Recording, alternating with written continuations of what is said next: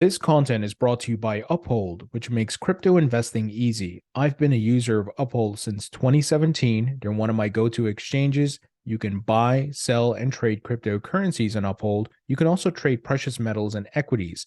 They have 10 plus million users, 250 plus cryptocurrencies, and they're available in 150 countries. As with all exchanges, you can buy and sell on them, but I highly recommend you custody your own crypto, not your keys, not your coins. If you'd like to learn more about Uphold, please visit the link in the description. Welcome back to the Thinking Crypto podcast, your home for cryptocurrency news and interviews. With me today is Ron Hammond of the Blockchain Association. Welcome back, Ron. Happy Friday. Happy Friday. Thanks for having me. Really appreciate to be back on. Yeah, Ron. So I wanted to have you on to talk about the big crypto hearing that we had this week. Really significant because you had the House Financial Services Committee, as well as, if I'm not mistaken, the House Agriculture Committee meeting to talk about crypto. Can you tell us about that and what were the main takeaways? Yeah, sure thing. So first, I want to highlight Congress is kind of like a high school where everyone has their certain lanes or certain tables, and that we call them committees. So each committee has their own jurisdictions, and folks fight really hard to keep those jurisdictions. So it's really rare for committees to work together, especially when a topic bleeds over into multiple committees. You tend to see a lot of folks kind of pump the brakes. Privacy in healthcare is a good example of why those things have taken so long to get done. Well, in crypto, we know the Ag Committee is involved because of the CFTC. That's their jurisdiction. And so this is huge, the fact that both committees said, look, we have a problem in crypto. We have a lot of regulatory gaps. We need to solve this. This is a nonpartisan issue. And frankly, we saw a lot of good cooperation from the Democrats and Republicans asking meaningful questions about how do you regulate exchanges? Where is the line for the SEC and where is the line for the CFTC? If you already register your exchange as the SEC, what does that look like? How do you define decentralization? Now, mind you, these are really tough topics that they're tackling, but it looks like they're actually still working together very well on what a regulatory framework would look like. So I'm optimistic right now. I think it's going to be a long way to go, but they're asking a lot of the right questions. It's substantive. And again, politics tends to mess things up here in DC, even if the substance is great. But so far, besides a few characters, it seems like a lot of folks are in lockstep saying, hey, I think the SEC and Gensler's approach is wrong. And we need to have a bright line test here, but also we need to have Congress take the lead. The regulators, in our opinion, have not done well. And so that's really exciting to see. So we'll see if that collaboration continues, though. Yeah, that's a really positive sign. The fact that they're having more hearings and the dialogue has to happen before you get legislation. So a really, really great sign. I'm happy to hear about that. And there was some reports about a memo that was shared among Democrats about talking points or speaking points about the SEC and crypto. Now, you mentioned, we do have bipartisan support for crypto. There are Democrats supporting crypto, but there is that little group. I think it's the Brad Shermans and so forth. What are you hearing about that? Yeah, so for folks who may have seen this memo that was leaked online, first off, these memos happen for every single hearing. For no matter crypto or not, both sides come up with their hearing memos to basically direct members of Congress and staff who are maybe not as familiar on the topic on what are the key issues, what are the key problems that they're trying to solve, what's the purpose of this hearing. Again, politics plays a lot in those documents, but these are very standard, these hearing memos. Now, at least the one for financial services, mind you, the agricultural Democrats had their own memo as well, Republicans for ag and financial services. But of course, only the negative one for financial services was leaked, which is a little poor form, candidly. But at the same time, the financial services Democrats, for the majority of it, they did not listen to that memo. They did not follow it. Again, it's just a guideline. Sure, so some talking points are reiterated or some tweets were sent out from certain accounts. But that's a lot of politics in play. It's not more the substance here. And so I wasn't too concerned, but it is concerning, at least in some element, that these memos are being leaked. And some folks in the media are saying all Democrats now are against crypto, because for those who watched the hearing, the majority of the Democrats actually were pretty pro-regulation here, pro-regulatory framework, and not following those talking points in the document. So I'm not too concerned at all by it. That's great to hear. Like, to your point, they're not following those talking points in the memo, and they're asking great questions, and we're having a constructive dialogue. versus, what Brad Sherman would go out and say. Right? And I'm using him as an example because he says like the most outlandish things sometimes about crypto.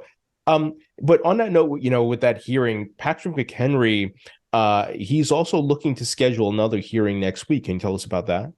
Yeah, sure thing. Actually, just go back to Brad Sherman for 1 second. So I was in the committee room. We had a Kraken from our membership testifying, and he was he stayed for most of the hearing, Brad Sherman, and he wanted to get the last word in. It became a little obvious towards the end. And I think he's now embraced the crypto moniker of being the villain of sorts. He's laughing and smiling when folks are saying there's anti-crypto members. Richie Torres, the other Democrat from New York, was right next to him saying, there's some folks on my side of the aisle who don't like crypto. And Brad Sherman happily raised his hand and starts laughing, and most of the committee room laughed too. I think he's embracing it. And so we'll see how that plays out. But to your point about these hearings, Patrick McHenry is pretty relentless here. It's keeping me up a lot, but there are a lot more hearings. We got one literally on next Thursday, and it's going to be on stablecoins again. Recall, we just had a stablecoin hearing recently with the NYDFS, Jake Travinsky for the Blockchain Association, and a few others. But it looks like this hearing is the next iteration here, saying we got to regulate stablecoins. We need to have market structure. Those are going to be two separate bills. And McHenry understands that there's actually not that much time to move forward here. When the presidential election stuff starts taking over the news cycle, things get very partisan. And I think the memo is a good example you point to. It becomes less about substance, but more about my team versus your team, my candidate versus your candidate. And things grind to a halt here. So McHenry understands that. He's an experienced politician. So he's having these hearings early in 2023, trying to get something done by the summer of 2023 or in the fall. Understand 2024 is going to be a lot more speaking and politics rather than substance and legislation. Oh, yeah. That's going to be a lot of noise around the election. Noise, yes. Yeah. So, with these moves and more hearings, more dialogue, more discussions, do you think, are you optimistic that Congress could potentially do something by Q3 that gets, I know McHenry's been talking about wanting to get 2 bills, if I'm remember correctly, within the next 2 months or something. Do you think we see something? We could see something. I mean, we already have something on stablecoins out there. There's a Republican partisan version, and then there's a bipartisan version that has more. Right now, there's a lot of issues on the role of state versus federal regulators. There's the state of New York. Should they be allowed to regulate stablecoins? Right now, at least at the current moment, some Democrats believe no, it should be just the federal regulators. We saw that in the hearing. So I think that's going to come up a little bit more. Republicans and some Democrats believe that the state should have a pathway. Again, NYDFS has one, Massachusetts has one, Wyoming has a regime. California is trying to pass a regime right now via legislation. So there's a lot of regulatory regimes out there, but that's the main holdup right now, it seems. But I'm optimistic. Market structure, that legislative effort, there is no text, there is no principles yet. They're still asking you these really tough substantive questions about things, again, like decentralization. And I personally had to deal with that in 2018, 2017. It's a really tough issue to define legally how something is sufficiently decentralized. So I'm optimistic. That's my nature and personality here, but I'm going to go with Q3 to your point, that we'll see some action in the House. Again, the Senate, though, is another issue we got to take in consideration because there's going to be Linus Gillibrand efforts. Senate Agriculture has other efforts as well on spot market regulation that SBF was pushing. So that's going to probably change a little bit. So we'll probably see the Senate come into play soon. But the House seems gung-ho to go first. And again, pretty aggressive on the timeline here. But McHenry knows what he's doing. So we'll see. Let's talk a bit about the dynamic between the states and the federal government, because on the state level, you're seeing a lot of action, like you were mentioning. Certain states are passing bills to legalize Bitcoin mining, if you want to use that language, or protecting Bitcoin mining and other aspects of crypto. While the Biden administration is saying 30% tax on Bitcoin mining electricity, so you're having this dichotomy. How do you think that plays out? Could the states, all moving towards crypto for the most part, sway the federal government? Definitely. Actually, some folks call it states the sandboxes for the federal government. You get to see how policy works and doesn't work. And I mean, at least on the mining front, especially, it's usually been a little hostile, more from the Democrat states, but even the Republican states. There was a Texas mining bill that actually one of the old state senators I used to work for over 10 years ago is leading up. And so, and again, she's a staunch Republican, and she's not following a lot of her fellow Republicans in the state Senate of Texas. So there are folks on both sides of the aisle who have been pretty hostile to mining in particular. But I think we're going to see a lot of effort and a lot of action in the states for quite some time. When the federal government's being a little slow to do rules and regulations, the states are stepping up. Now, at the same time, there are folks here in DC it's saying, well, to the point of stablecoin issuance, we don't think that the states should have a role here. But there's other folks who, again, like I said, blue states, red states, they have a regulatory regime already in place. They have consumer protection laws put in place. So they're filling the void while the federal government is sitting idly by. So we'll see how that all plays out, especially on the stablecoin front. But mining in particular, that tends to be more of a local issue just because of everything going on. Don't worry, the tax situation, it's not going to be implemented anytime soon. We're going to fight that here in DC. But I am a little concerned. There's a saying here in DC, when something's in writing, especially at the presidential level and administration level, it doesn't go away. It always reappears. And I think, we'll be fighting that fight for quite some time. Let's talk about Coinbase and their lawsuit against the SEC and the push for regulations, because we had the Chamber of Commerce, and not to be confused with the Digital Chamber of Commerce, but the Chamber of Commerce that existed before crypto, advocacy for businesses across the United States in multiple industries. They filed an amicus brief on behalf of Coinbase, which is, I think, pretty groundbreaking. Once again, nothing to do with crypto. What are your thoughts around that? Yeah, for those who don't know, the U.S. Chamber of Commerce is a powerhouse here in D.C. Their office is literally right across the street from the White House. They are a massive organization, massive resources, really great minds over there. And a lot of folks probably don't know this, but behind the scenes, they've actually been involved in crypto legislation and lobbying for quite some time. Actually, even when I was a Hill staffer back in 2017, 2018, wow. I worked with the Chamber of Commerce on the Token Taxonomy Act, getting some ideas, got an endorsement on that bill from them. But again, they've been usually a little quiet. So for them to go and back Coinbase here is a huge move. It's also a stiff to the SEC, showing that, hey, actually American businesses are siding with Coinbase here. This idea that they're out of compliance, we disagree with. But also from a traditional perspective, we're backing up a crypto company, which is, on the cutting edge of this technology side. So it's a pretty out of characteristic for the U.S. Chamber, but I think it's very welcomed. And it shows, again, the SEC is really on the island by themselves here. And they think the rules are clear and Coinbase is out of compliance. You talk to anyone else, TradFi or in crypto, the rules are not clear. And it's very obvious that the SEC is by themselves on this. Final item here, Patrick McHenry and Bill Huizenga sent another letter to Gary Gensler this week regarding documents and delays on the SEC side. I know there's...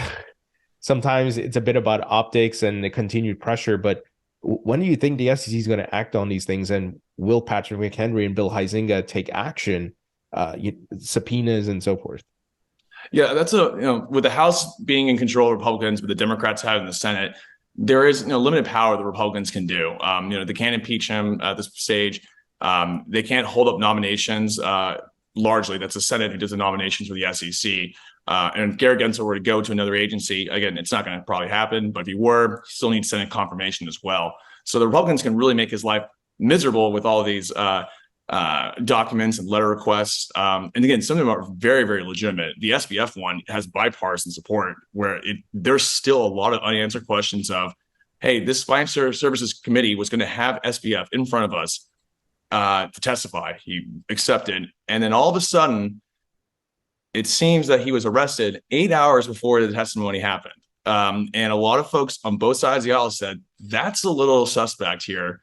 Mm-hmm. We have the opportunity to have American people listen to him in the public setting, and the DOJ and other FBI and other forces here in Bahamas decide to arrest him right before then. So it struck a nerve that where I've seen Democrats say, yes, that is a little suspect. Again, it could be nothing, but the SEC, they've been asking for documents from them on that, and they haven't been getting much. They've been getting only public documents here that we've all had, and they leave more questions than answers. So So that's just one topic. There's other issues and letters sent this week on like custody, for example, and many others rulemaking. But that's what the Republicans are going to do. Is they're going to put a lot of pressure on Chair Gensler because they are not happy with the direction, and that's probably as effective as they can be because they can't bring him in to testify like once a week. So these letters are ways to keep him in check, or at least to keep him accountable. Real quick follow-up question to that. Can they cut his budget, or do they have control over that? It's another committee that has in charge of their budgets. Also, the SEC through enforcement actions and settlements and stuff, they use that to fund their own coffers as well. So it's the Appropriations Committee, and Gary Gensler does have to testify in that committee once a year. There have been proposed cuts before. Unlikely, again, with the Democrat Senate, they want to embolden the SEC. They're the cop on the beat in many Democrat and Republican minds.